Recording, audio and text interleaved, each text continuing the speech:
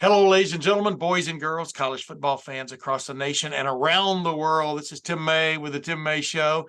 And yeah, if you don't have to blink twice, that is my irregular, usual backup sidebar co-pilot, Bill Bender from the Sporting News, sitting in that seat. Bill Bender, once again, welcome back to the Tim May Show, the highest flying show in college football. What do you think? Is that a good moniker for this show? The highest flying show in the country. I like it. It's almost like the greatest show on turf. And I'm drinking out of a Bengals cup tonight, even though I'm a Packers fan. The Bengals got a huge win, Over the weekend, yeah. So that was a good win for them over the weekend. But I'm not here to talk NFL as a depressed Packers fan. We do have to talk, I believe, college football playoff rankings. There's something going on Halloween, I believe. Yeah. And, truth in advertising, ladies and gentlemen, we're recording this well before the college football playoff rankings come out. If by some stroke of luck, we're exactly correct on what we think the top four should be, then bully for us, right? How about a little rise in altitude? This is comparable. This plane is comparable to an SR-71 Blackbird, the greatest airplane ever built, but I digress. But bottom line, let's just get right into it, Bill. You watch probably as much football as any man on earth, college football, maybe a little bit more than I do, because I spend all week just watching stuff all around the country, replays of games. I go to all the Ohio State games live and in person. But you're a man of great renown nationally. What is your top four for the first week of the college football playoff rankings? If you were a committee member, what would your top four be? I think 4 is the easiest call. Florida State will be 4. They have the victory against LSU. They have the easiest path remaining. Their remaining opponents have a 17-18 record. The dual side of that is if they lose, we can frown on the ACC a little bit. Yeah. And then 1 through 3 is interchangeable. I heard Paul Feinbaum talking about that over the weekend after Saturday's action. And he said it could be Georgia, who is the 2-time defending national champ, and they started to behave like them over the weekend when they played Florida, 43-20. Carson Beck looked good, complete team. I think they will be ranked number 1. I don't think people will like it, but just the way that it's kind of like that. We talked about this last time, the boxing analogies of they'll be ranked number 1. Ohio State will be ranked number 3 or number 2. I could see them being as high as number 2 because of the 2 top 10 victories, because of the way that they have the best resume. So Georgia, national championship belt. Ohio State, best resume. But they're doing it in a little bit. Everybody in Columbus knows this. I feel like you guys have all had to write the same thing each week. Defense dominant. Defense national championship caliber. Offense coming along. Has the best playmaker in the country. But there are hiccups like there were against Wisconsin. The turnovers getting away. And then Michigan will probably be ranked number 2. And some of that, depending on how they view what's going on at Michigan, I know we're going to get into that at least a little bit. Yeah. But in terms of margin of victory, dominating opponents, looking like a complete team, I could see them being number 2. But 1, 2, 3, you never know. The committee's always good for a surprise or two. I think Florida State's a lock to be number 4. And then your first 2 out will be the other unbeaten Washington and probably Oregon, who was the most impressive over the weekend by going into Utah and just pounding the Utes 35-6. Yeah. And I think the committee will know that Utah and Washington, that conundrum will settle itself at the end of the year, probably. If things go according to Hoyle in the Pac-12, they're going to play again. Texas and Oklahoma, maybe they'll play again, right? I mean, with what Oklahoma's done the last 2 weeks, including getting upset at Kansas by Kansas, as opposed to at Kansas by Iowa. Tim, do you think Ohio State will be number 1? Here's my thoughts. I think the committee justifies its rankings any way they want to do it, right? Who's got the 2 most impressive wins in the country this year? The 2 most impressive wins, one on the road, one at home, is Ohio State. There is, in my opinion, no doubt about it. Although I think Florida State beating LSU the way it did, that was quite impressive. The other kind of impressive wins by Florida State in my mind, don't look as impressive. but they have I think Florida State top to bottom maybe has the best resume to date. And then Michigan, we'll get into all the skullduggery, et cetera. But the bottom line is that they have beaten teams the way they're supposed to beat teams, even though they haven't played anybody of repute yet. That's coming. That will settle itself. And in Georgia, see, I could see your justification for Georgia being number one, because Georgia still hasn't played any great team yet, beaten any great team yet. But dude, I thought Kentucky was going to give them a game, if not upset them, and they hammered Kentucky. Right. I thought Florida was going to give them a game, and a lot of people did. I didn't think Florida was going to upset them, but they hammered Florida. Florida took the lead, and then that was that, right? And but this weekend, them hosting Missouri is the first team last year that could have and maybe should have beaten them, and gave that game away in the fourth quarter, just like Ohio State did in the playoff, the first game of the playoff. I think Missouri is underrated. We'll see, of course, right? But the thing's coming along real quick for Georgia. Carson Beck is stepping up. I mean, everybody wants to think they're going to fall off the wagon with Brock Bowers being out, and Carson Beck is a talented quarterback who Saturday, in my opinion, controlled the show against Florida. And I think, first year starting quarterback replacing Stetson Bennett, I think he has really come along. Go ahead. Well, yes. And you just said something that it's quick to point out. The committee will justify their rankings using it might be game control this year. Yeah, whatever they have to do to justify their rankings, they will do it. Go ahead. We'll come up with a buzz phrase, a catchphrase. If it's resume, it will be Ohio State. If it's game control, it will be Michigan. If it's, ranked opponent / competition, because we do know committee behavior, and there is plenty of precedent for the fact that they overvalue SEC teams. They'll have Missouri high. They'll have Alabama high. They'll maybe sneak Kentucky. Well, maybe not Kentucky. Tennessee. But will they? Will they? Hey, really interrupt you. But will they? Because everybody, any expert will tell you this appears to be a down year, and everybody kind of has the same attitude about the SEC. That is a down year in the SEC. I really do think Alabama. This week's game is huge. Alabama and LSU, and we can get into that in a little while. But most experts are just saying this is a down year, and shouldn't the committee, you think, maybe reflect that? Well, we'll see. I think Tennessee winning, and Georgia does have a lot on the bone left in terms of that. Yes. Their remaining opponents are 24-8 combined record. You mentioned Mizzou. They got to play Tennessee and Knoxville. They got to play Ole Miss, who's probably the sleepiest 7-1 team in the country, and had one bad half in Alabama when we were in South Bend waiting for Notre Dame and Ohio State to get going. Yeah. So, I mean, and you said you've talked to Urban Meyer about this. It's that they're the king till somebody knocks them off the pedestal. Right. Or I understand that thinking. And they have played decent teams. So I can see the case for Georgia. I can see the case for Ohio State based on those two things, the two big wins.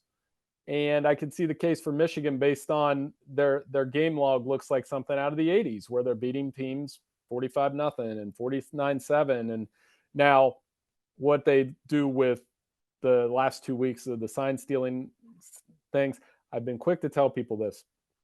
Committee's not made of Tim Mays and Bill Benders. I didn't use myself in third person. That was totally accidental. But you get what I'm saying. It's not like guys like us. Okay, so I correct myself real quick on that. It's made up of athletic directors and coaches and people that have been around the game that may have different views, varying views on what sign stealing is, what it constitutes. And these are some of the utmost integrity people that you can have. Jim Grobe's on that committee. Jim Grobe was the Ohio coach. He was on the AFCA.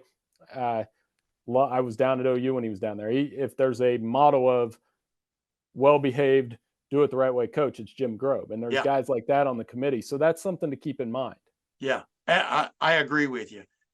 We'll touch that with everybody says I wouldn't touch that with a 10-foot pole. Heck, I'll touch it with this little mechanical pencil. We'll touch that subject in a minute.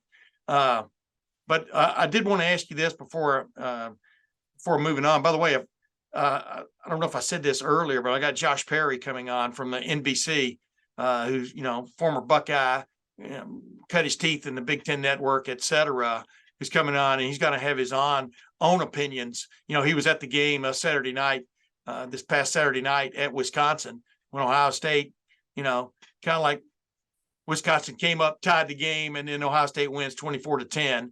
I thought what stood out in that game was Ohio State's defense. Looks like it is definitely for real. How good is Wisconsin? I don't know, but you've been there before. Playing up there at night, late in October, is never an easy task, no matter how good or bad Wisconsin is. In Ohio State, Kyle McCord did not have a great full night.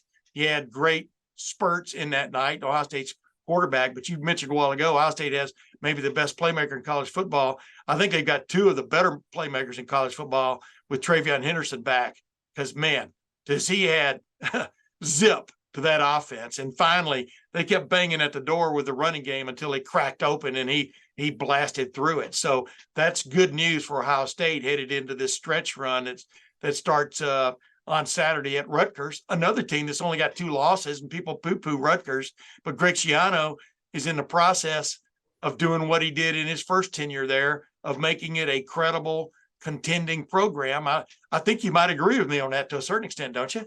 Yeah, that's not going to be that's not a walkover game. No. Normally when you take that trip out of Piscataway, it's 56-10 and 4. I mean, we can look at the game logs. They're ugly. Yeah. But that's a physical, different Rutgers team. He's starting to build them the right way. And, bowl eligible, probably going to finish 4th in the Big Ten East, and may give Penn State a good swing. Who knows? Yeah. But, my observations from Saturday night weren't all that different than yours. I thought Ohio State got in their own way a little bit with the turnovers, particularly the red zone interception. The key to playing in Madison and why they were able to silence everything was this defense that we talk about every week.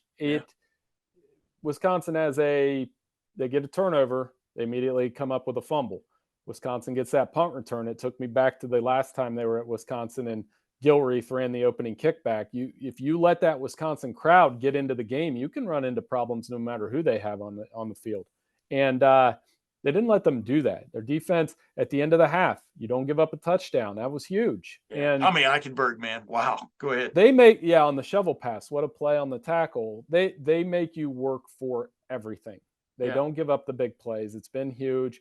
The one touchdown Wisconsin had, Locke made a great throw in the corner of the end zone. That happens. And so they do have a defense they can trust. They do have a team. We talked about this last time, Tim, and I can't get off of it, is they have a very Jim Tressel 2002 formula at work right now. Whether it's Kyle McCord being Craig Krenzel or Marvin Harrison kind of is the claret of the offense. The game's changed where those are the game breakers now. And then the defense, I mean, I don't know who's AJ Hawk and I think Tyleik Williams might be Will Smith. I mean, he's somebody we overlooked on our midseason All-American team. And I was talking to some people when I was at Ohio State, Penn State, and he's just been a difference maker for them on that defensive line. They've got talent everywhere on that defense, and they're playing really well together on that side of the ball.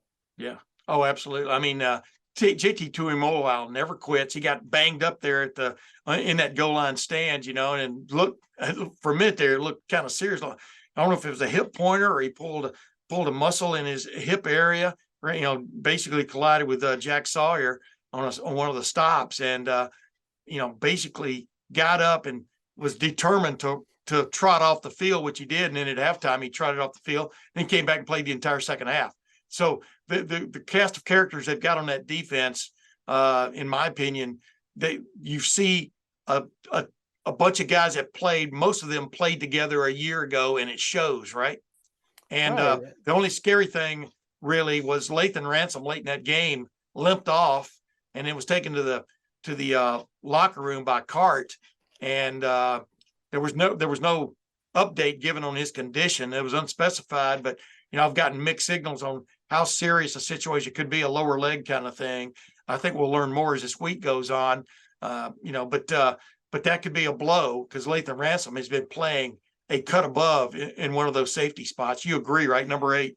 Yes, he's making plays at the right time. And the key with Jim Knowles' defense, there's so many keys to defense, not just one, but one of the things when he came over from Oklahoma State that was impressive about that unit then was the safety play, the corner play, and their secondary is playing really well right now. And he was a big part of that. He just seems to come up with the right tackle at the right time or the right pass breakup. I think Denzel Burke's playing at an extremely high level. He was we didn't miss him. He got on our mid-season All-American team. We certainly didn't miss Marvin Harrison. So yeah, some people did though, Bill. How the we hell did. does We that didn't happen? do them.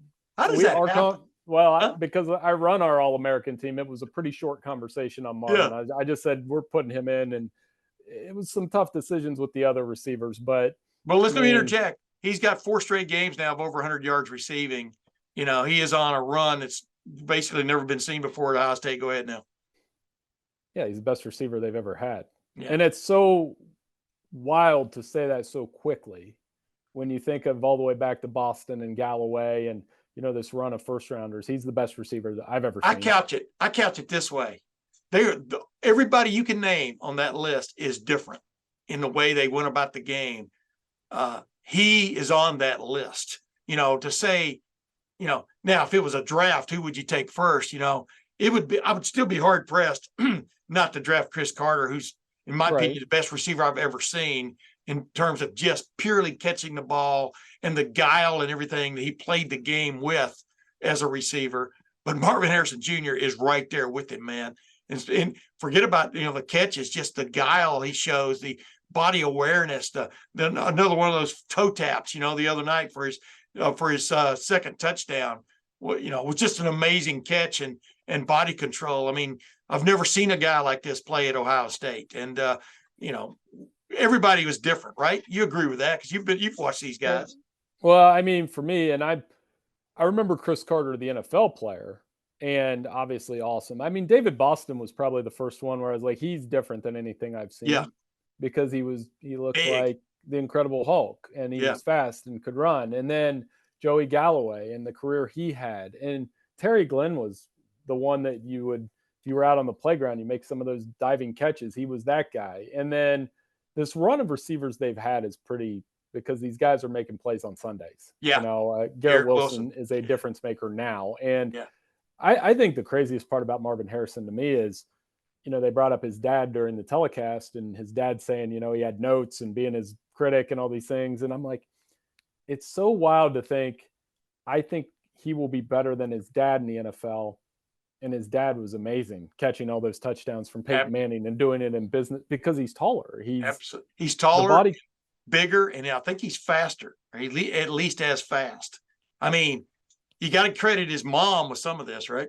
Yeah, that too. I mean, and he's humble too. I mean, he just seems like he's working hard and he's obsessed with the work part of it, and it shows. That second touchdown you mentioned, when the ball went up, like, what? He caught it. And then when they did the replay, how they showed how he controlled his body to get the foot in with that coverage, how he tracks the ball. It's all amazing. And I mean, that's a difference maker. I mean, when we talk about best player in the country, there's a lot of good quarterbacks out there. Michigan's got a good quarterback that's up there in the Heisman ratings. Washington's got Michael Penix. Marvin Harrison at his position. And the only other one I would argue before he got hurt, Brock Bowers was that guy for Georgia. Yeah. That guy at tight end, where I was like, there's not another tight end like him. That's Kelsey. I mean, and Cade Stover's really good. Yeah. Don't get me wrong. But Brock Bowers was the one where I was like, that was the other one. That's done. Here's the thing I like about Marvin Harrison Jr. The best way I can put it is he's got all those gifts you talked about from the standpoint of being a good receiver, including ridiculous time spent catching the football out of the Monarch machine there in the Woody Hayes Athletic Center indoor field. He and his buddy Reese Stocksdale, I mean, they're in there as often as they can be. And it's crazy. But he's an artist. And during a game, he is creative as an artist, catching the football. And not just catching the football. Yeah, catching the football. He's an artist in getting in the way he controls his body, brings his foot down, has the ability to understand coming back for a football when you've got to do it, to create just that marginal space that gives you the advantage. And these are all things some of these things he's worked on, but some of these things come right out of the blue, or like the other night, right out of the night. I mean, things you've never seen before, right? That's why it's kind of cool. It's kind of like going to a creative or improv theater, and people doing some things you've never heard or seen before. That's what sets Marvin Harrison Jr. apart. And that's why I keep going back like a broken record to this 2002 theory, because Clarett was like that for me on some level. Ohio State's had a lot of good running backs because of the way he jumped out so soon. I mean, is he better than Eddie George or Keith Byers? Maybe not, but you knew when you were on that team and that formula and that defense and that quarterback, he was the difference maker on that field. And that's where Marvin is, and the game has changed so much, Tim, that this is the formula they're using though. A little over 10 points per game. Yeah. And the offense isn't perfect. But Travion's an interesting add because he is probably the only running back on that roster that can take it to the house 60 yards. And when he gets it going, when he looked against Dallin Hayden can, but against the Wisconsin defense that keeps things in front, he was busting through that a little bit. And that's nothing on Dallin or the other running backs, but he adds a little bit of a different element. I mean, he had the big run against Notre Dame too. Yeah. Oh yeah. That was a difference. I mean, like I said, that's why I put them both in the same category as playmakers, as big time playmakers on this team, because they are a different looking offense with Travion Henderson on the field, because it looks like any minute now it can go to the house, just like when Marvin Harrison Jr.'s on there. And remember, they didn't have Emeka Egbuka the other night. He warmed up and looked pretty good in warm-ups, but they opted, hey, one more game. And, the way I understand it, he's probably had a high ankle sprain. The more time you can put between pressing the gas with those things, the better off you are, because once you tweak it again, it's just tough. Hey, by the way, you were speaking a while ago about getting to see Marvin Harrison Jr. I want to jump in here with a little bit of a commercial break for the Game Time app and gametime.co for folks who want to see Marvin Harrison Jr. live and in person. And in Ohio Stadium, you're probably only going to have 2 more shots, ladies and gentlemen, because this guy's probably going to be one of the top 5 players taken in next year's NFL draft, maybe one of the top 2. But the Game Time app, the gametime.co, that's the place to go for example, a ticket to the night game coming up on November the 11th, Ohio State hosting Michigan State right here. I've got it up on the Game Time app. Maybe you can see it, maybe you can't. But right now the tickets are going for $129 a shot. I think people know what's up in the Columbus area, and that's still kind of a low ticket price for what could be a premier game, in the sense of maybe one of the top 1 or 2 teams in the college football rankings playing its next to last home game of the year. And remember, if you download the Game Time app and you use the promo code Buckeyes, you get $20 off that first purchase. $20 off that first purchase. And not only that, but the other guarantee that comes with the Game Time app and gametime.co, remember, it's gametime.co, not gametime.com. Gametime.co, if you find a similar ticket in the same row and same area of the stadium for less, the Game Time will refund 110% of the difference. Of course, terms apply. Terms apply to everything. But the bottom line is the Game Time app is a place to go for all kinds of things, not just Ohio State football, Columbus Crew, Columbus Blue Jackets, Ohio State hockey, Ohio State basketball, the WWE SmackDown on Friday, November the 10th. That's coming up. And you can find Ohio football tickets there. Bill Bender, I'm sure, Ohio University football tickets on there. Bill, they're not quite at the same price as Ohio State tickets, but I won't get into that. Matter of fact, they're quite the bargain, because that's a great Peden Stadium's one of the great places to watch a game. You agree, Bill?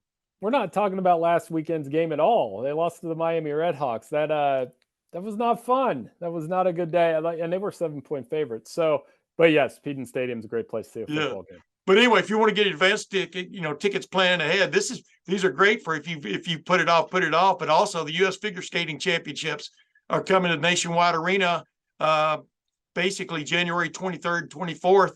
Tickets right now, $876 a piece. But I understand that's a pretty good ticket price for that. But yes, the Game Time app, gametime.co, that's the place to go for last minute tickets or plan ahead tickets, whatever your ballywick. back to you, Bill Bender, before we get to my quick conversation with Joshua Perry. And then we're going to touch on some other things after that. But so your top four, let's go over it one more time. And what do you see just out there, just in in like 90 seconds, you can maybe sum it up, that can trip up these teams? Let's go. I think you've got Georgia number one. Do I have that right? Yeah, Georgia number one. It will be either this week at Missouri, against Missouri. Hosting Missouri, maybe they get in a little bit of a fist fight in Tennessee. They'll win. Alabama, that's what could get in the way of Georgia. Florida State, what could get in the way? A pesky Miami team. Maybe they fall on their face against Florida somehow, but they're going to win the ACC championship.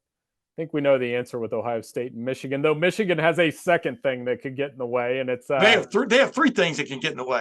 Ohio State, Penn State, and the long arm of the NCAA investigation. I was going to say which one? The NCAA, the FBI, on I go. It's like a bad. I know you've seen Spies Like Us. That's where we're getting on that one. Ohio State's pretty straightforward. There's. It might not matter, and we can get it. That's why I have them both in the playoff. Like, I firmly believe that there's a better than 50% chance that both of those teams could go to the playoff no matter what happens in Ann Arbor. Yeah, that's interesting, Bill. Before we get to my conversation with Joshua Perry, that's interesting because that would be 2 years in a row.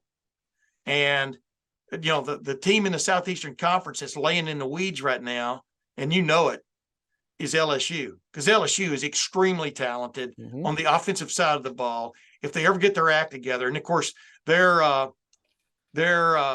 what do you want to call it? They're Waterloo, for want of another term, because if they win that, it's a big victory. Waterloo was a big victory, for the British. People only think about the loss aspect with France, but if they get by Alabama, they could end up. Yeah, if ever there was a case for a two-loss team. Yeah, they could end up winning the SEC and be two losses. And how do you leave them out? Because they would have beaten Alabama, and they probably would have beaten Georgia in the SEC championship game. So that's the real fly in the ointment. I've got my own now. What do you think? I mean, that could happen. I'm keeping a close watch on Oregon. If they would have, we talked last time about the field goals and going for it on fourth down. I mean, if they played Washington tomorrow, I think Oregon wins. But here's that's what I'm leading up to. That's what I wanted to ask you. If Oregon wins out, I think Oregon is, a lot of people think Oregon's better than Washington anyway. They just blew it strategically against Washington the first time. But if Oregon wins out, LSU wins out, and Ohio State or Michigan wins out, who am I leaving out there? So Oregon wins out. And Florida State wins out. How do you leave out Oregon? It'd be tough. I mean, and right now, meaning, how could you take two teams from one league and leave Oregon out? Is I guess my point. Well, what happens if Alabama wins the SEC and Texas doesn't lose again? Yeah, these are other wrinkles in that. There's all of those teams, and that's why we got to play it out. I think Texas is a prime candidate to lose on Saturday, though. That's a Kansas State team's kind of found their rhythm a little bit, and Oklahoma, what a dud. And now they're going to that last installment of Bedlam on Saturday, where Oklahoma State's that's going to be probably, if you could rank most hostile atmosphere possible. Yeah.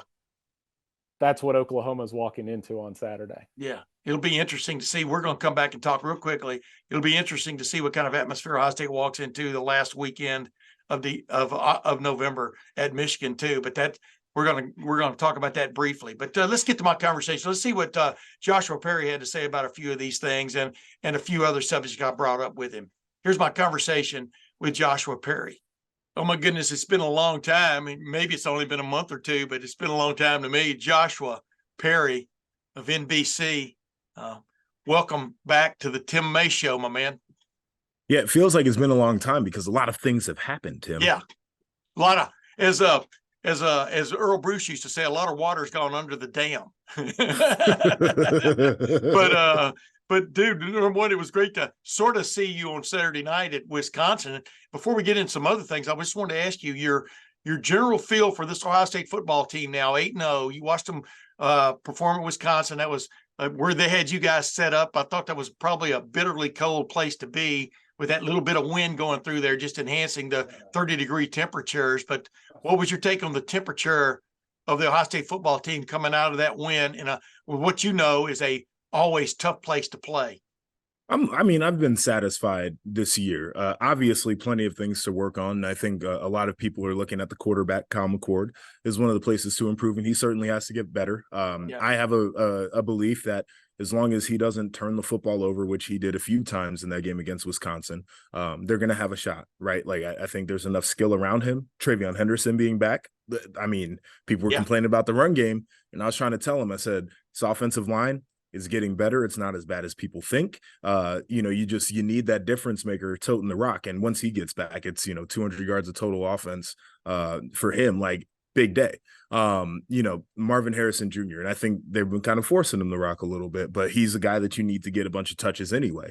Having a guy like that is a difference maker. Emeka Egbuka, once he's back healthy, like there are enough pieces offensively, especially when they're fully healthy, that I think it can be a more dangerous offense than what we've seen up to this point. And Kyle just has to continue to make the right decisions, not give the football away. I think Ryan Day said it best at halftime. He's got to manage the game. And I know people don't like the idea of having a game manager.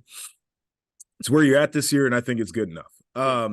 Flip side of that, I love the fact that this is a team that can win games defensively, that you don't have to count on a 40-point performance from the offense in order to win football games. They did it against Notre Dame. They did it against Penn State. Like, they have shown against two teams that are currently ranked within the top 12 of the AP rankings. We'll see what CFP has to say about either one of those teams. But they have proven that the defense can hold its own and win ball games. And that is something we have not seen in a few seasons. Yeah. So for me, I love that. I love the idea that they're getting it done differently. I love the idea that they have had to weather storms, and it feels like this team has not flinched. I know there were many uncomfortable situations against Penn State, for example, where you have them pinned back, opportunity to get the ball back in great field position. You have a turnover on special teams, and they just go out there and get another stop. Yeah, that's the kind of stuff that I love. Against Wisconsin, you were put in plenty of sudden change situations where the offense gave the ball away. And ultimately, this is a defense that held Wisconsin to just around 250 total yards, held the quarterback to under 50% completion. And I know he's a guy who doesn't have a ton of experience, but I think he's got some dangerous skills, no doubt. Yeah. Braylon Allen didn't play in the second half, but they kept him pretty contained throughout the first half. Actually, were able to force him to put the ball on the ground a couple times. These are the things that I like to see. Yeah. I mean, Tommy Eichenberg with that tackle on that shovel pass, on the goal line stand where they held him to a field goal. I mean, you a former linebacker. You are a former linebacker now, right? Officially? Yeah, I got no linebacking in me. And by the way, congratulations on you're going to become a father. It looks like you're down the road. Congratulations on that. And you'll have to have that long talk with, if it's a son, on whether he plays football or not. But that'll be a podcast for about 10 years from now. Be sure to watch us, ladies and gentlemen, on that one. But you were on a defense in 2013, and then in 2014 were two different looking defenses. Mm-hmm. Changes were made in leadership at the top on those defenses, and it had immediate effect.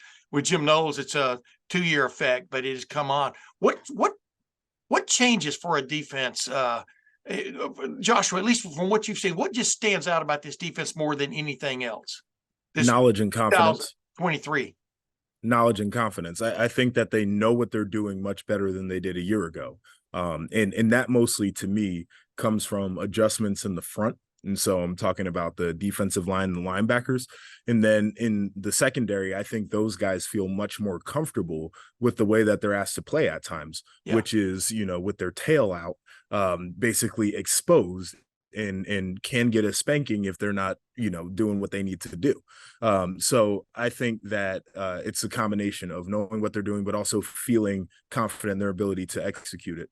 And I think that this defense is at its best when guys have that kind of juice and they're, hey, throw the ball my way and see what happens, right? Like, Yes. I love that idea about them when the defensive line can kind of pin their ears back. And I think JT is really starting to come alive, and Jack Sawyer is looking much more comfortable rushing. I love what they do on the interior. I absolutely, the interior D line is amazing to me. But when those guys feel like they have their opportunities, they're starting to capitalize on them a little bit more than what we saw a year ago. And so, I think everybody's kind of looking at the big test, and that's going to be the one in Ann Arbor. And that has been a very explosive offense, particularly when you compare it to what they've been in the past. But I start to look at, what pieces Ohio State has, and I say, okay, so they got a front that can cause some issues. And Michigan's offensive line, as good as it's been this year and as good as it's been the last couple of years, they've had to shuffle some of those guys up front. And I think it's good, but it's not as good as it was. I think there's an opportunity on the interior to create some plays and some pressure. And then ultimately what it's going to come down to is the linebackers in the secondary in particular on those play action looks, making sure that they are disciplined, because Michigan, one thing they're going to do to you is they're going to play action you. They're going to get a guy running across the field. They're going to throw it into some open space. And then if a dude like Roman Wilson catches a football, he can run with it. A guy like Colston Loveland, he can body you a little bit. And then if he gets in the field, he can run too. Those are the things that you're looking at. But ultimately, what I've seen to date from this offense, they haven't given guys a lot of space on much of anything, and they got to continue to do that. Yeah. By the way, they play Rutgers this week, not Michigan. No. Well, I know they play Rutgers this week, but everybody's looking at that last one. I know you know that I know that you know. But I was just being facetious and trying to be slightly funny, which I'm neither one very good at. Truth in Advertising, we're recording this before the first college football playoff rankings come out this week. So this is why I wanted to ask you, you with this NBC gig now. I mean, I've always thought you kept your eye on the national scene. What should be your top four? What is the Joshua Perry top four this 8 weeks, 8 games, or 8 weeks into the college football season? What is your top four? This is an interesting question you asked. I'm talking about in regards to the playoffs. Go ahead now. Yeah, my top four and what I think the committee would do are two different things. Yeah. What I think the committee will do, and they've done this before, is they'll look to resume in the first ranking.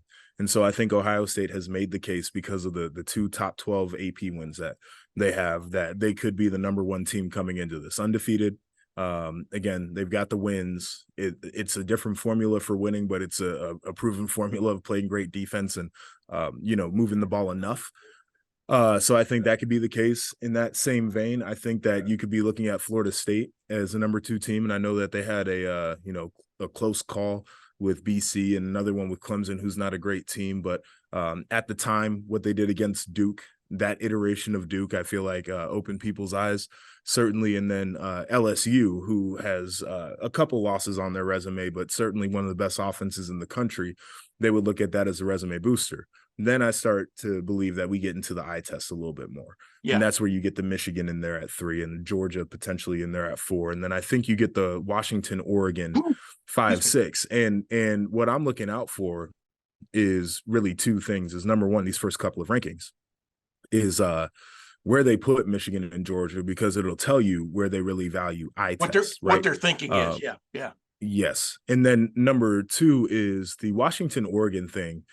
I think the initial ranking will have Washington in front of Oregon, but I think there's a really good case that the next rankings might have that flipped, because the committee will make a case that Oregon was the better football team, and that the 4th down decision making was the reason they lost to Washington. And then they'll see Washington with a couple of games that were closer than they should have been after that one, as a team who maybe won the game but wasn't the better team. Now, if I'm giving you what my top 4 is, put Michigan at 1, I'm putting Georgia at 2, and I don't feel great about that. They have looked good, but they've also shown that they're not the same team that they once were. I'm putting Ohio State in there at 3, and I probably got Florida State at 4. Hey, go through that one more time. My brain faded when you said, who's your number 1? I put Michigan at number 1 if Michigan? I'm doing it. And who's 2? And I put Georgia there, but I don't feel great about that. Yeah. Georgia, as everybody knows, Georgia I do a little thing with Urban Meyer every week, and he even brought it up. He understands how the lay of the land, the defending champion going for a three-peat. You're not going to whitewash that, no matter who they've played so far. My point is, their win over Florida and their win over Kentucky, just when people were calling for them to get upset, was huge. It was. We're huge. And that's what it does. That's why I'm looking at Georgia, and I'm saying that I could put them at 2, because I do think that those wins are more recent, and so it's a better picture of what this team is. Yeah. And they were dominant wins. Yeah. One without Brock Bowers. Yeah. Yes. But I'm also the same guy who I look at Georgia and I say that they do get a lot of benefit of the doubt of what they've done the last 2 years, and it's not the same type of team. Yes. And so I question them more this year than I would have the last 2 years. And it's not to say that I don't think that they're a great football team, but this idea that in the AP they just keep putting them at 1, that's just the nature of how the AP poll works. Yeah, it's kind of lazy to a certain extent, but that's why you want it to be finally settled on the field. And they're hosting Missouri this week, the team that had a shot to beat them before Ohio State had a shot to beat them last year. I think Missouri's for real.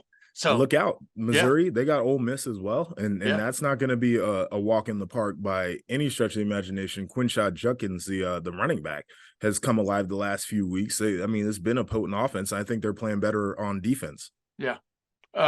Okay. Last thing, Joshua, I don't want to keep you because you're a busy guy. I hear people in the background. You're due for makeup, I think, here in a minute. It's what I heard, right? And a shave. No, I'm just joking. I'm joking, man. I like that.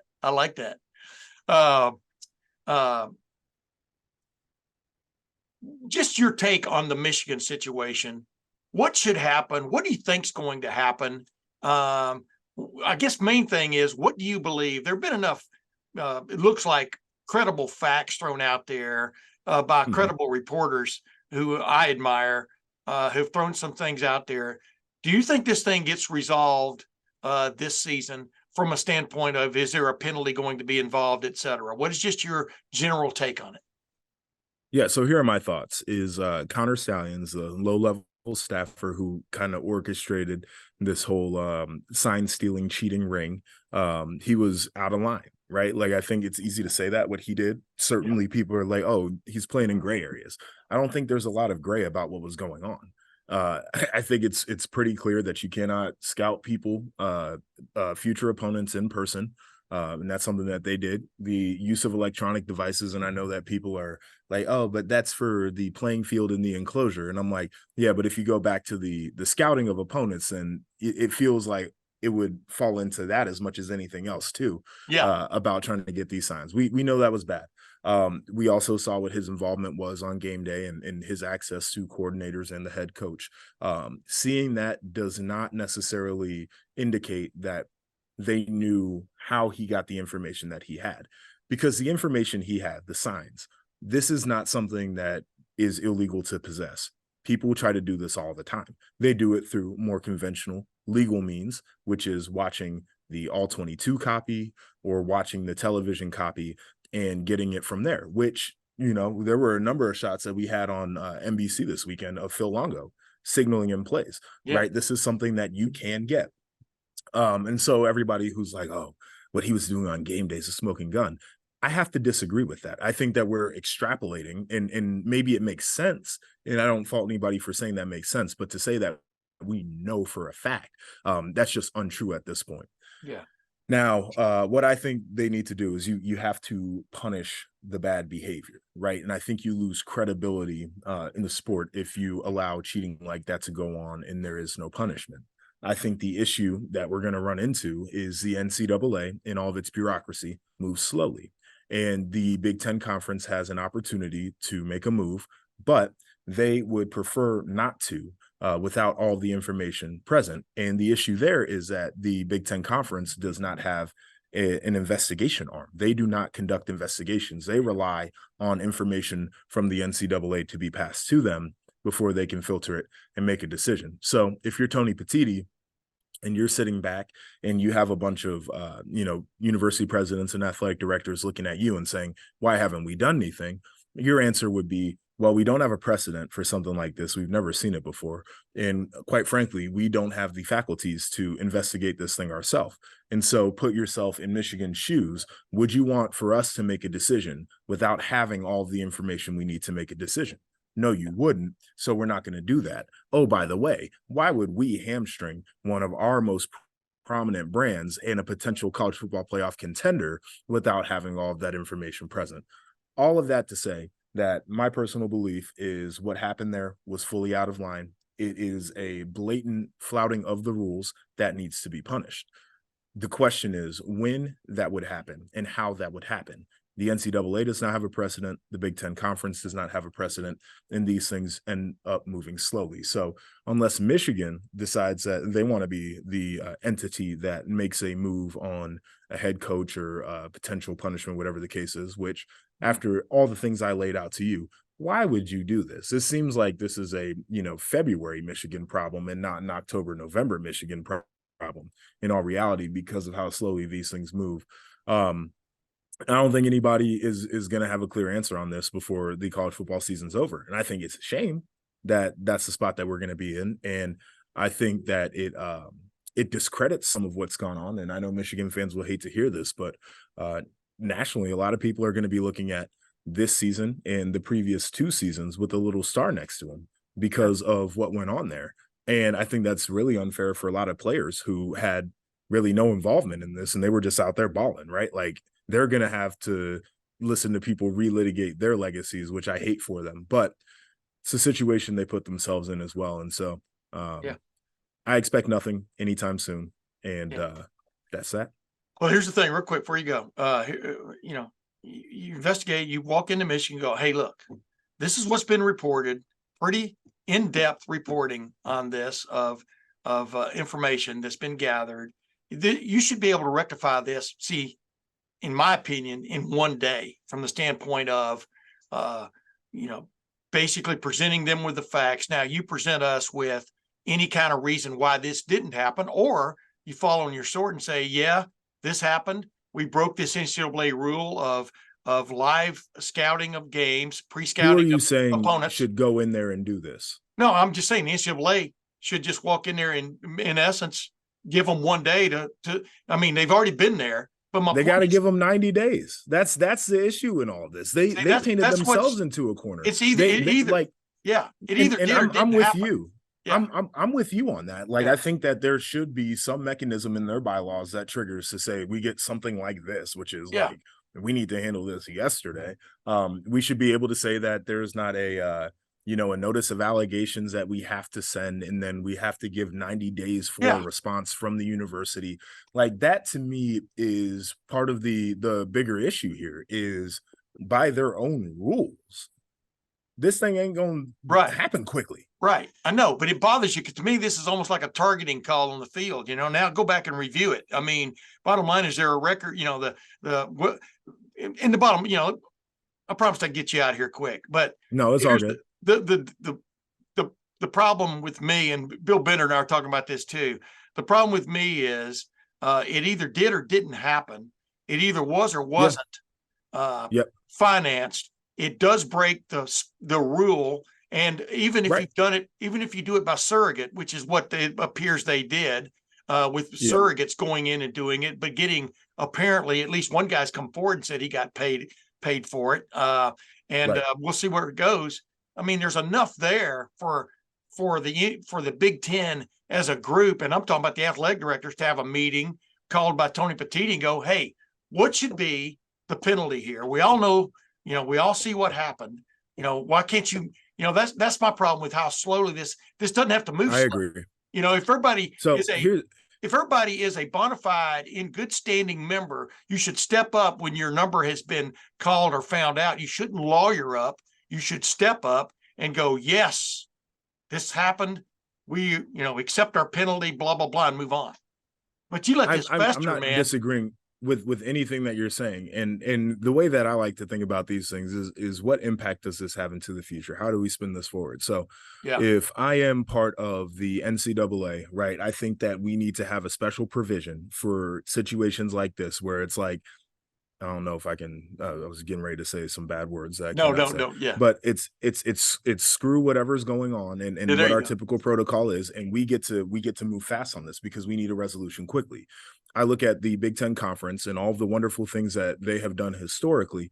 Probably need to have a way to investigate things like this on your own. As a Yes. prominent big conference like this, you shouldn't have to rely on the NCAA. You should be able to move at your own pace as well, and you're, especially if you have a carve out in your bylaws that make a provision that you can punish in these situations, you should be able to have a mechanism that allows you to investigate whether you need to punish or Yeah. not.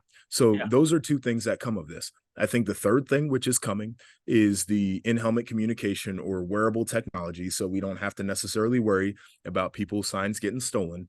And then the last thing that I think should happen, and it's much like Tattoo Gate and you're selling your own stuff, and it was an issue then, and now it's a non-issue because of NIL. If you told me that the reason people couldn't go out on the road in advanced scout in 1994, the year that I was born, by the way, and my college career is over, Yeah. is because of finances, I'm looking around, I'm like, people putting slides in their facilities, like we got so Wa- much ridiculous stuff Water going on. There's walls. so much money, people don't know where to put it. Yeah. Okay, so maybe we ought to say that you can advance scout, right? Like Yeah. these are all of the things that could come of this. And then maybe Jim Harbaugh ends up looking like a hero and a guy who really changed the NCAA, because Yeah. not only has he advocated for revenue sharing and paying players and all things of that nature, but the satellite camps that we have, we could say for Jim Harbaugh, he talked about the one-time transfer. Like, I'm not Yeah. trying to make him a hero, but there would be a lot of people that look back at his legacy and said the dude was a cheater, but he also forced people to change the way that they ended up doing things. Yeah. And so, yes, punish them. My frustration is it's not going to happen, but how do we rectify this for the future? Because this ain't going to be the last scandal.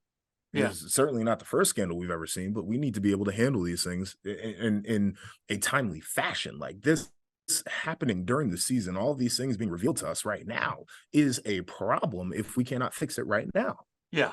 And the bottom line is, it looks like a go-getter guy, Stallions, just was trying to figure out a way to make himself valuable to the program. He looks like people a do that all the nut time. job, a Yeah. go-getter. Yeah. This dude had a manifesto. Anytime somebody talks about the word manifesto, I'm like, we might need to lock this cat up. And I appreciate his service to this country, but 600 pages of how to advance Michigan football for the next 15 years is if I'm wild. Harbaugh, I'd have been more concerned about the manifesto. Yeah, I mean, and a lot of credit to him again.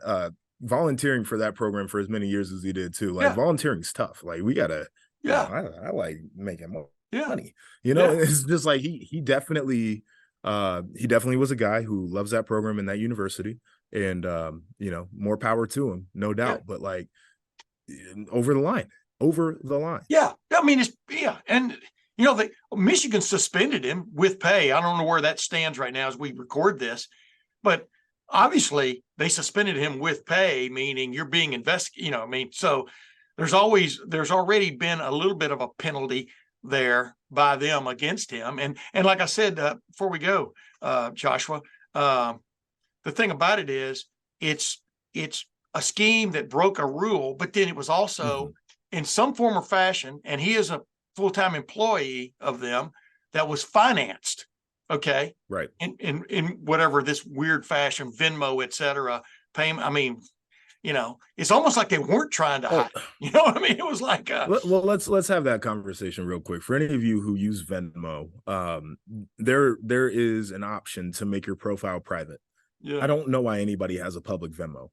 Like, I don't need to see you and your friends exchanging beer money. Like, nobody should know that. Yeah. Crazy.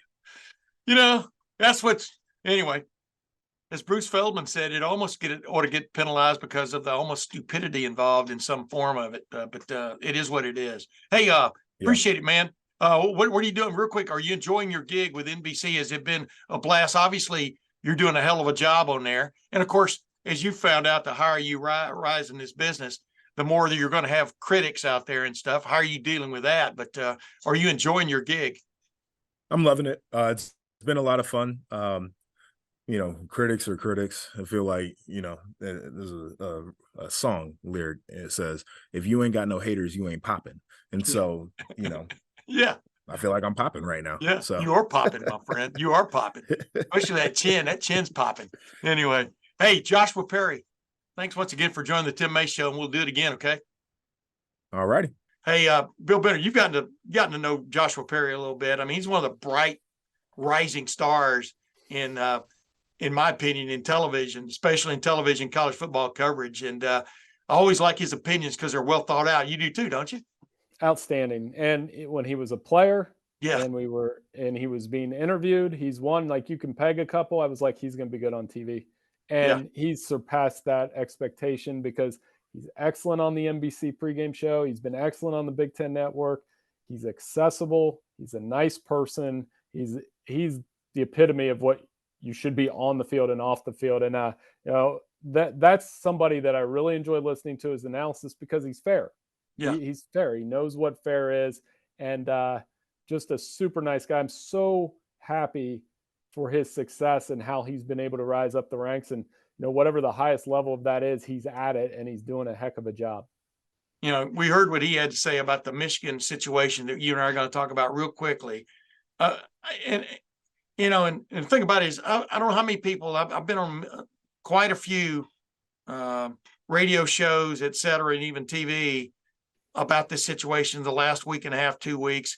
You have too, and everybody keeps coming back to the one question: what should the penalty be for this situation? Because I think everybody's presupposing, based on the evidence that's been presented thus far by Pete Thamel, and Russ Dellinger, and even the Washington Post, and because they've had some pretty good sources on this all along, and you have too. You've written about it, but I don't even know if we've gotten to even considering the penalty phase yet. But this is my opinion. My opinion is this is something that's been discovered or brought to light. I think it was discovered a while ago, brought to light during this season, the middle of this season. And it's something that basically, if they have been, the way it's been laid out, they have been stealing signs with advanced scouting, whether it was them or surrogates that they hired to do it. It's the same thing, I'm sure those surrogates didn't sign a NDA or anything, right? But the bottom line is, it's breaking an NCAA rule. That's why I keep telling everybody, people try to steal signs from the first play of a game. I mean, stealing signs is not at the crux of this. The crux of this is doing something that's against an NCAA rule for almost the last 30 years. And that's still in place, by the way. And so I'll put it to you. It sure seems like most of this stuff is quite compelling. The evidence that, like I said, that Pete Thamel and these guys have uncovered. So what should happen in this regard, Bill? You cover the national scene. You're as plugged in as anybody. You don't have to give me a hard and fast thing because I keep kind of couching it, but because surely the NCAA is not going to do anything probably this season. It'd be kind of almost unprecedented for them. But the Big Ten Tony Petitti, the commissioner of the Big Ten, can step in at any moment if he feels like he's seen enough. Yeah, and that's really the only thing that I think would happen during the regular season. And like you said, it's unprecedented. It's not unprecedented from a scandal during the regular season. This is probably the first real one since Cam Newton. And that was a different time in college football when his father solicited $185,000 from Mississippi State. Yeah. But wait a minute, let me interrupt you though. Yeah. I don't want to necessarily go down that rabbit hole, only because this has to do with the actual competition on the field. You know what I mean? Sure. That's why it smells so bad, and like we said, I mean, but I understand. I agree with you on the Cam Newton thing, which my point is that my opinion's never been resolved. Go ahead. What? Yeah, they didn't do anything about Cam Newton during the season. They ruled him ineligible for one day. For one day. He comes back for the SEC championship. They win a Natty. He wins the Heisman. They're cleared in 2011. Yeah. This won't be like that. Michigan's going to get punished at some point. So let's, if these allegations are true, and they are corroborated by the NCAA, they are going to get punished at some point. So it's not that they, like you said, they broke this bylaw. They took, we're not going to get into the art of sign stealing. I've talked about it for like 2 weeks. Yeah. And bottom line is they had some sort of competitive advantage. Now, was it Houston Astros level? I don't think so. I mean, those guys were banging on trash cans and hitting home runs. Well, wait a minute though, but you got the guy standing right next to the offense coordinator and defense coordinator, right? telling him what he's seeing. Same thing, really. Same thing, different sport. You still signaling make in, hey, this is what's coming. Signaling in, hey, this is what's coming. I don't think it's personally. I don't think it's that level, but I can. If you feel that way, that's fine. It comes down to penalties then. Is Tony Petitti really going to punish Michigan for the regular season? Maybe he should, but will he? Probably not. All right, but here's my point that I've made every time I've been asked this question is, who cares what Tim May thinks a penalty should be? He should gather the 14 athletic directors of the Big Ten, including Michigan's, and say, fellas, this is the way, or folks, not fellas, folks, this is the way this has been laid out to me, blah, blah, blah, tell him what he sees as the facts in the matter. What is your concerted opinion on what a penalty should be? And when should the penalty be meted out? I mean, he shouldn't just make it a unilateral thing done by him. I think because this has affected quite a few teams in the Big Ten, not just one or two. You see what I'm saying? What do you think the penalty should be then? Well, I think it should involve, my personal opinion is, what should be on the table is suspensions. And I don't mean missing games. I'm talking about suspensions for whoever is knowledgeable about it. It sure appears, just based on the photo evidence, the video evidence, that the coordinators, both offensively and defensively, the last couple of years were in on it, or at least listening to this guy. And it just is beyond my realm of being able to reason that a head coach is standing there, seeing a guy standing next to his offensive coordinator and or his defensive coordinator, talking to him while the game is going on, while plays are being sent in, and not wondering, hey, what's that guy doing? You know what I mean? A low-level staffer too. So, yeah, I mean, I got you there. What's that guy doing? I mean, and you act like you have no idea. Well, you ought to be suspended because you have no idea what's going on in your football program if that's the case. So the head coach, the buck, as we well know, the new revised rules, the buck stops with the head coach of football programs now. No matter what happened, you should have known about it. Right, and that at some point, Jim Harbaugh and or those coordinators and or other members of the coaching staff could face those penalties. Will it happen during this regular season? I still don't know. And I kind of working my way down the penalty. So when you scroll through Twitter, you'll see death penalty. Not going to happen. No, it's happened once. They ruined. I don't mean that, but I think I'm just working my way down to what's probably going to happen. So when I see death penalty, I'm like, not sure what happened the only time they used that. And that was with SMU, not a top 10 brand money-wise. They're not giving any program a death penalty. No. Are they going to vacate wins? Possibly down the line. But they don't do that overnight. Like Notre Dame had wins vacated. It took the NCAA 6 years to vacate 15 Kansas wins. Yeah, that had a big impact. Go ahead now. Yeah, like that impacted Kansas so much they won a national title a couple years ago, and it didn't. And that's the hypocrisy of this whole thing. So vacated wins could happen. Jim Harbaugh / coordinator suspensions, that could happen in season. That's what I'm talking about.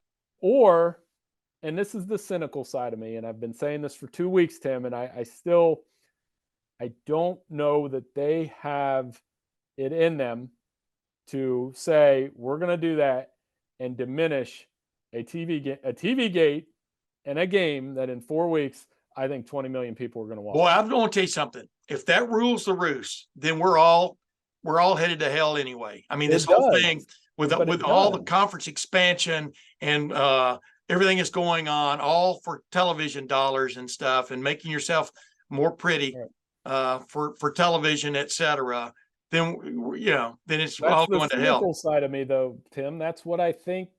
Cynical because it comes. But I hope they don't. I hope they don't put it out that way. You know what I mean? I hope they don't explain it that way. I hope they're smart enough not to explain it that way. Let me put it that way. And there is the off chance the Big Ten does nothing. I know. That would.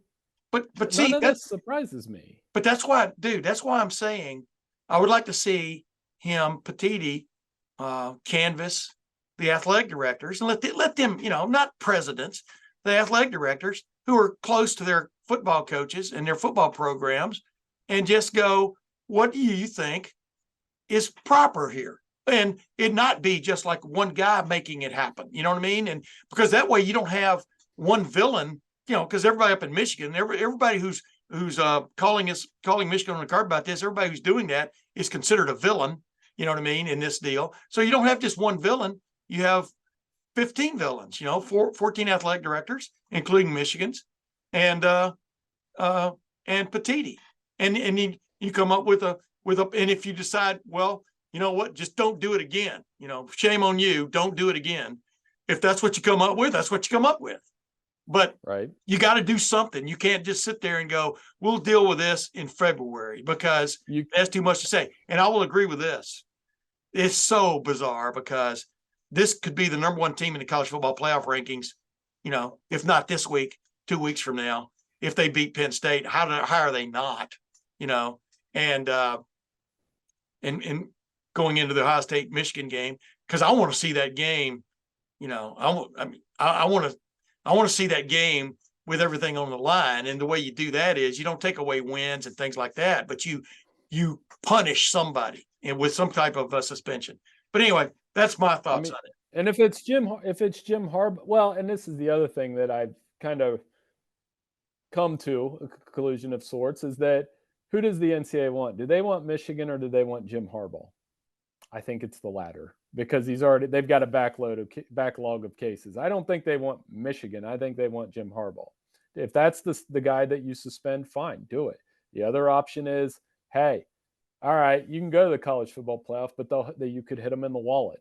Because again, that's my cynicism kicking in, that what do we really care about? That's buying your way out of it. That's buying your way out of prison. The way I look at it, it's like a billionaire buying his way out of prison is the way I look at it. I think there should be punishment of some sort. I'm not saying more than 1 week or something, but there should be some type of punishment for this, because like I keep telling everybody, it's not just that it broke a rule. It's not just that they had surrogates, if not some of their own people in stadiums, who knows, but basically skunking games from the standpoint of signals and videoing them. I guess there's evidence of that now, but then do it for the Penn State. It was, wait a minute, let me finish. Yeah. But it was funded. Now, whoever funded it, if this Stallions guy funded it out of his own pocket, okay, we'll see where that money came from or whatever. But the bottom line was, he is an employee of the Michigan football program. He's not like he was 3 years ago, a guy just trying to hook on and get a chance. He's an employee. So if the funding came from him, no matter where the funding is what really gets to it. This wasn't just volunteers, this were people being remunerated. So that's where I come down. That's why it rises to another level. We'll do it for the Penn State game then. That would be logical. Take them off the field for that game. Yeah. And if they lose, then the pressure becomes, now you have to beat Ohio State. Now it's not an or else game. That's going to be an or else game anyway. Yeah. So that wraps it up, because this story does have legs, like you said. Now, the other end of it was Michigan just, if they suspended just the coaches, they might go for that. They might if it could, because like the Big Ten and Adam Rittenberg was reporting this that week, is that Michigan can present their case, but the Big Ten rulings are final if they find discipline, if they launch an investigation. And I'm with you. It contributes to the cynicism of it if you continue to kick things like this down the road. Yeah. Because then, like, if they do it in the summer, people are going to be like, oh, well, I watched the games anyway. I mean, Michigan fans know about that. They did that with the Fab Five, where it's like, hey, they put the banners down and became a joke. I don't know. I've never torn down banners. Don't do it for me, Tim, because you still watched it happen, right? Like Louisville losing their natty.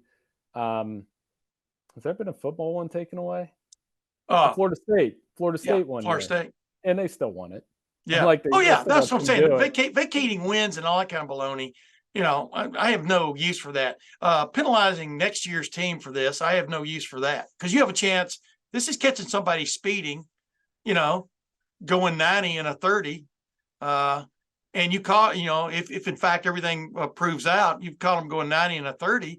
You don't get to pay you can take it to court, but you should get your ticket right there and pay the price and move on, right? And drive the speed limit. I always drive the speed limit, but yeah, me I'm with too. you. If the right penalty would be suspending coaches. Yeah. In the moment. Yeah. It's the easiest one you can do. Yeah. It's the most logical one you can do. But let me, before we get done here, I want to ask you this. But in that realm, can you see Michigan, just like they did with Harbaugh, they suspended him for first 3 games, the game day, nothing else, this year for the other thing. Could you see Michigan self-imposing something in the next week or two? For the second time this season? Yeah, I'm serious. Yeah, I mean, like, they could. But it shows if, in fact, the evidence points to this kind of stuff and it's irrefutable, it shows that we had a problem here. You know what I mean? We're trying to fix it. We're taking it on, we're being good citizens here. And I wouldn't be surprised to see that happen. I think I'm still more interested to see what comes out of the Matt Weiss thing first, because the FBI was involved. Yeah, but that's another one where I'm like, I've been genuinely curious about what that is since it happened last year. Yeah. So if that's part of this thing, then yes, they could. And that, I don't know if good faith's the right phrase, Tim, because they've already done it once, and then the NCAA didn't really buy his suspension for the last scandal. Right. So they could, and I kind of like your idea. I think that would, to me, and we've kind of figured it out as we so often do, the logical one for me would be, all right, suspend them for Penn State. Maybe suspend them for, they play after Maryland. I think, Go 2 games or something. Yeah. And I don't know if that makes up for what they did. It probably doesn't, honestly. It allegedly did, but maybe it does. But I still think just the cynicism of it to me is, you want to, TV networks are tied in well. I mean, like I said, I think 20 million people are going to watch that last one for so many reasons. Not limited to that. On the field, 2 best teams in the country, arguably, is this Jim Harbaugh's last season.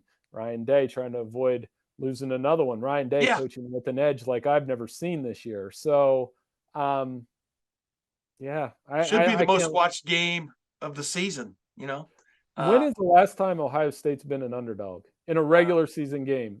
That's my trivia for you. I have no idea. I've got to look that up. Yeah, boy, it's been a good question. Long time, Tim. Yeah. Anyway, hey, well, I'll have you on that week and we'll talk about it after. I think we will. Absolutely. Hey, Bill Bender, that's turkey. That's Turkey Week, Black Friday on that Friday, and then I don't know what we'll call Saturday. Chartreuse Saturday or something. But anyway, that'd be fun. Bill Bender, thanks for joining me on the Tim May Show again. And ladies and gentlemen, I appreciate you for watching this, and hope you enjoyed it, and appreciated Joshua Perry coming on. And until next week, I'll see you then.